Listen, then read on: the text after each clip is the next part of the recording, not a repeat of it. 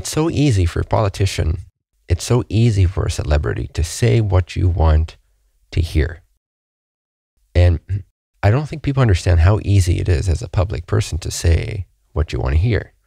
Because anyone who is a celebrity, anyone who has a following for longer than 2 days, and that has somewhat of a brain, and if you manage to be a celebrity for a certain amount of time, you're going to have the experience with how people respond to you. And you're going to be extra aware of social norms and social taboos and what you should not say. And I mean, a lot of people get PR training and stuff like that.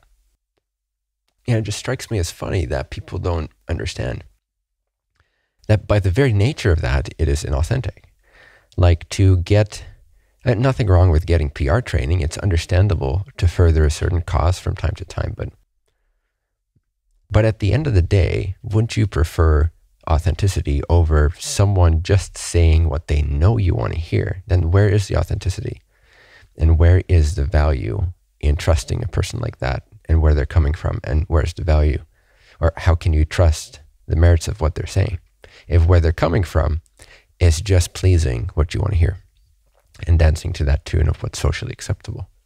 And I've been amazed by the gullibility of the masses to judge someone who's authentic, and because of their words, because of the way they carry themselves, because of the way perhaps they dress or express something or show something, yet do that anyway, even though it's obvious, but it's not obvious to a lot of people, that they're doing that knowing that it will affect their public status in our current sort of coddled society.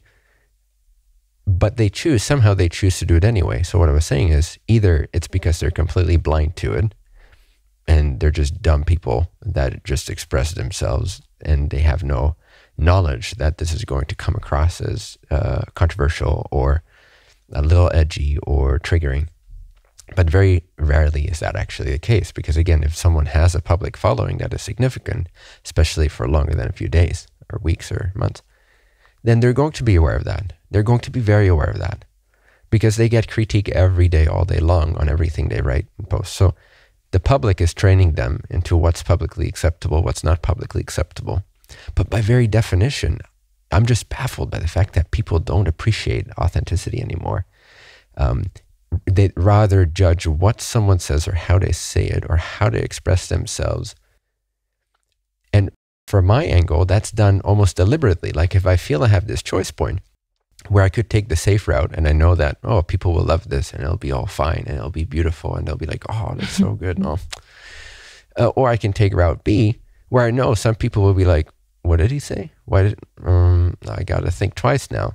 Mm-hmm. But to me, it's so obvious. Like, I wouldn't want to follow anybody who is not authentic in that way. I wouldn't want to follow anyone who just tells me what they think I want to hear, because then where is the messenger? Where is the message? Where's the authenticity? Where's the example of courage? Where's the example of someone truly caring about me? And I've tried to make it a priority, and I encourage everyone that has a following, whether it's just 500 friends or whether it's like thousands of people, millions of people. I really encourage celebrities and politicians and spiritual teachers, most of all, because that's just kind of my field, to just drop the fear of the social status thing and start to break through those taboos, start to challenge those taboos. And I say especially in spiritual teachers, because we're here to free each other up. We're here to become authentic. We're here to become radically aligned, to see through the mist of man-made social contraptions and to see the truth of everything, like ourselves, our thoughts, our emotions, our behaviors, our society, the truth of enlightenment, ultimately, ideally. And I just feel a little yucky when I witness so many people like, So then I'm like extra inspired typically, or I'm like extra motivated to choose option B. I'd really love to see the spiritual community and spiritual teachers step up their game and just do what they want to do, express what they want to express, and be authentic in that way. And don't try to boost your self-image.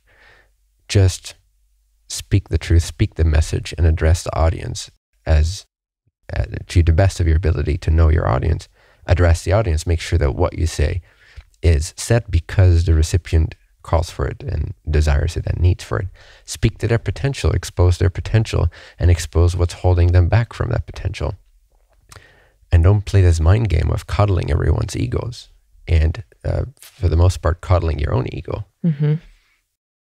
For me, it's like the purest over the years, what's felt the purest and the purest and the purest has been to just really stay with myself.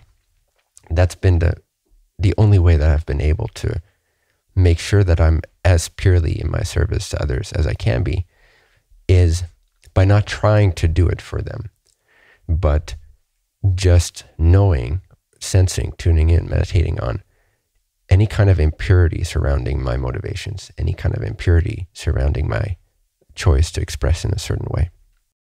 And by keeping it, by keeping it about my own alignment to purity, integrity, and truth, and like upping that standard over and over again, naturally that spills out into everything that one then says and expresses. And then one is so fully aware of it that one cannot help but make the right choice, regardless of consequences. And again, that's where courage comes in.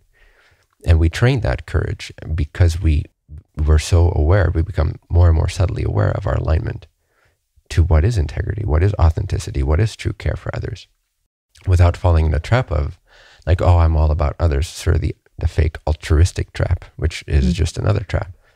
It's about energy management, not management, but like sensitivity. Like, what's impure about my current action? What's impure about my current choice or expression? What's impure about how I'm posing myself right now? And just relaxing that, surrendering that, spotting it, identifying it, acknowledging it, and letting it go, and making room for this natural spontaneity that just expresses according to its best ability to judge how to express itself in order to actually land the message with the audience. I know it sounds ironic because if I use a cuss word or I call you guys idiots sometimes, people will say like, well, how is that going to, that's not about them, that's about you, you're just an asshole.